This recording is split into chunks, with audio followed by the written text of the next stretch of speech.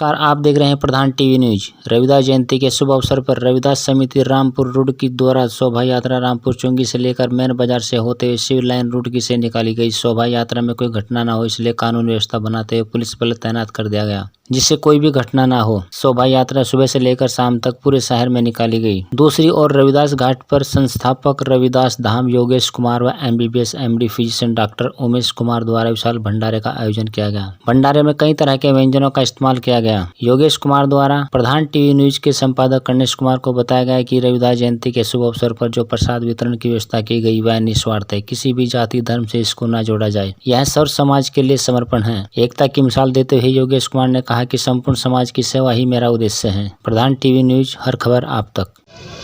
सबसे पहले तो प्रधान न्यूज में यहाँ पर आने पर मैं आपका हार्दिक स्वागत करता हूँ। जो 647वां गुरु महाराज जी के जन्म दिवस के अवसर पर योगेश भाई की तरफ से वार्षिक भंडारा होता है। 11 बजे से सार्वजनिक भंडारा किया था।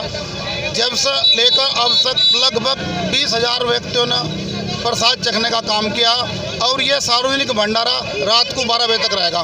देशवासियों का 647वें गुरु महाराज के जन्मदिन पावन उत्सव पर हार्दिक आभार और प्रधान न्यूज़ रिपोर्टर का हार्दिक स्वागत। जिस प्रकार से पूरे भारतवर्ष में गुरु महाराज के जन्मोत्सव पर संत रविदास जयंती पर भंडारा होता रहा है, इसी प्रकार से रुड़की में भी योगेश कुमार जी के सानिध्य में आज भंडारा है और यह लगातार आपको देखने को मिलेगा। योगेश भाई साहब की तरफ से चौथा विशाल भंडारे का आयोजन चल रहा है यहाँ पे, और इसमें ना कोई जाति देखी जा रही, ना कोई किसी का धर्म देखा जा रहा। सब लोगों को बहुत बेहतरीन तरीके से सम्मान के साथ भोजन और भंडारे की व्यवस्था प्रत्येक आदमी को खिलाया जा रहा है।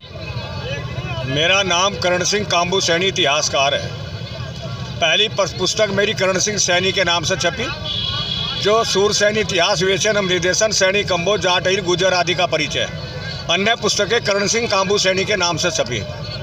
मेरी एक पुस्तक सत्सार है, जिसमें मैंने विभिन्न संतों के साथ संत रविदास जी को अवैधवन 50% लिखा है। संत रविदास को मैं भारत की आत्मा मानता हूँ और संत रविदास जी को, उसकी जननी और जन्मभूमि को भी मैं कोटि कोटि नमन करता हूँ, क्योंकि संत रविदास जी ने सबसे बड़ी लड़ाई छुआछूत के खिलाफ तो लड़ी, समाज की कुरीतियों के खिलाफ भी उन्होंने सबसे बड़ी लड़ाई लड़ी।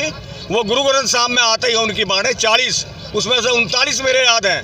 गुरु ग्रंथ साहब में संत रविदास जी क्या लिखते हैं कि सुरसरी सलल करत बारूणी रे संत जन करत न पान। सुर माने देवताओं की, सरी माने सरिता यानी नदी से, कृत माने बनी हुई, बारूणी माने बावड़ा बनाने वाली यानी शराब मदिरा, चाहे वो कितने भी बढ़िया पानी से बनो तो संत लोग उसको नहीं पीते। ये गुरु रविदास जी का हमारे लिए बहुत भारी संदेश है और एक प्रेरणा मात्र है। और दूसरा वो ये भी कहते हैं कि रविदास मदिरा क्या पीजिए जो चढ़े चढ़े उतराए, नाम महारस पीजिए जो चढ़े नहीं उतराए। तो उनका संदेश सर्व समाज के लिए है। न जानो एक को सुवर सवाई, एक ओंकार वर्ण ही दूजा नानक एक समाई। तो संत रविदास जी को गुरु अर्जन देव ने जब संकलन करना शुरू किया, सबसे ज़्यादा महत्व संत शिरोमणि रविदास जी को दिया।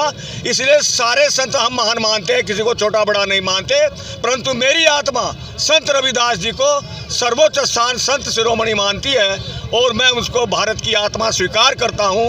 यदि हम संत शिरोमणि के आदेशों और सिद्धांतों का पालन करें तो हमें कहीं बैकुंठ देखने की जरूरत नहीं। संत रविदास केवल अपनी उस जाति का ही नहीं है जिसमें वो पैदा हुए हैं। गुरु ग्रंथ साहब में उनका वो स्थान है कि गुरु गोविंद सिंह जी ने 1699 में आज्ञा भई अकाल की तभी चलायो पंथ, सब सिखन को हुक्म है गुरु मानियो ग्रंथ।